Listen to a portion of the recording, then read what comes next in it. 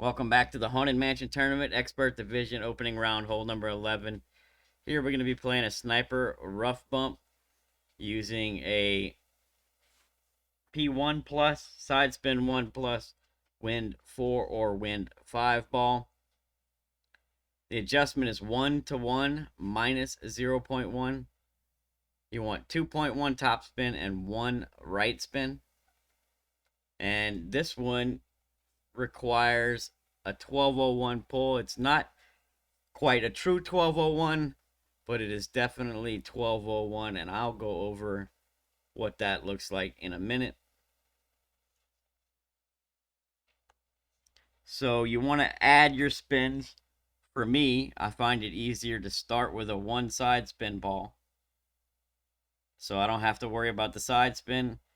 You just push up until you see the line click twice above the 2 line. So you should see just a sliver pop up, and then you want to see just one more click. It's 2.1, but it's like a heavy 2.1, right? It's not quite 2.2, but it's 2 clicks past the 2 line.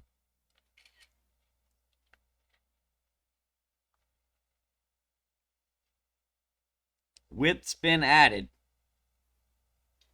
you want to set up with your yellow ring touching the bunker on the bottom, and then have the ball guide straight in line with the cup.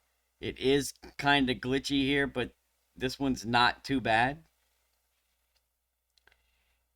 Your ball guide won't go all the way to the hole, but it's not too difficult to get it to click long.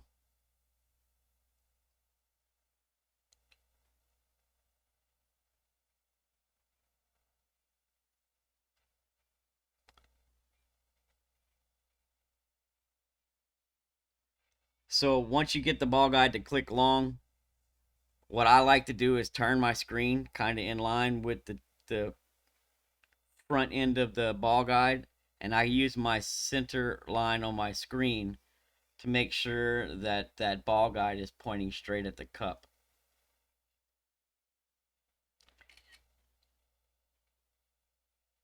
You see how I'm using my center line here? Now I know exactly where that ball guide is aimed at, right? So this is what you want it to look like, and this is how I confirm it.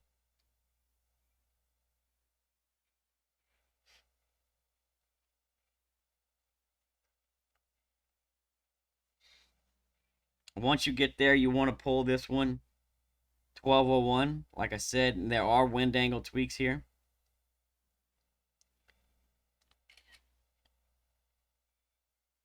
I'm going to go over the wind angle tweaks first.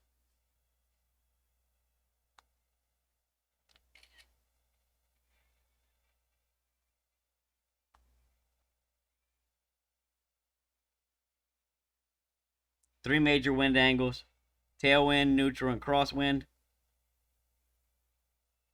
So basically, the left side of this, not necessarily the left side of this tree, it's from here to here. Neutral is in the middle, and it requires no change. Tailwind is over here to the left. Crosswind is to the right. If you have the tailwind, you'll need to add a little bit of underpower depending on the wind strength, right? Simple tweaks here. Winds in the 5s, 1 click underpower. Winds in the 6s, 2. Winds in the 7, 3 clicks of underpower. That's in the tailwind angle. In the neutral angle, no change. In the crosswind angle, it's a little more complicated because it has us pulling further up that hill, so it requires a little more attention to detail. If you're in the crosswind angle and you're between 4.9 and 5.5, add 0.1 to the adjustment. If you're between 5.6 and 6.2, add 0.1 to the adjustment and 1 click of under power. 6.3 to 6.9, you'll add 0.1 to the adjustment and use 2 clicks of underpower. 7 to 7.7, add 0.2 to the adjustment and use 2 clicks of underpower. Like I said, it's because it has us pulling more up that slope on the left-hand side, which gives us more elevation and more distance, and so we have to compensate by using a little bit of underpower. We also get more wind push to the right, which we're compensating for by adding to the adjustment. Now, with all that being said, this one requires a very specific pull. And what you're going to want to look for is the leftmost flicker of the arrow just comes back to the left side of the I in the word wind. I'm going to show you what I mean.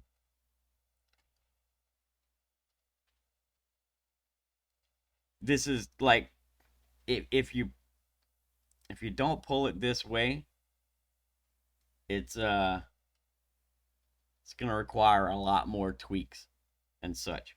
So this helps us mitigate some of that wind push that we're getting from the tailwind and allowing us to not have to do a bunch of crazy different offsets. So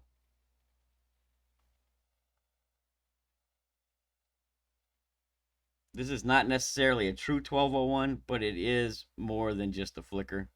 And that's why I want to spend just a minute on this so that we're all on the same page.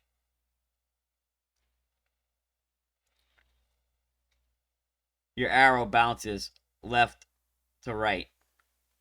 All right, bounces back and forth, right? When it goes to the left and stops, and then starts to come back to the right, where it stops, you want that to stop right on the right side of the letter I in the word wind, right? You want it to stop there and then start going back the other direction. That's the pull angle you want to see here, right? If it's flickering into the I or left of the I, it's not going to work, right? If you pull too much 1201 and it stops on the end anywhere, it's not going to work. Like, you need that arrow to stop basically right between the I and the N. All right? Do your best with that one. It is a little tricky, and I'm going to try and look for some a different option here, because I know this one's a little technical and pull angles can be difficult to replicate.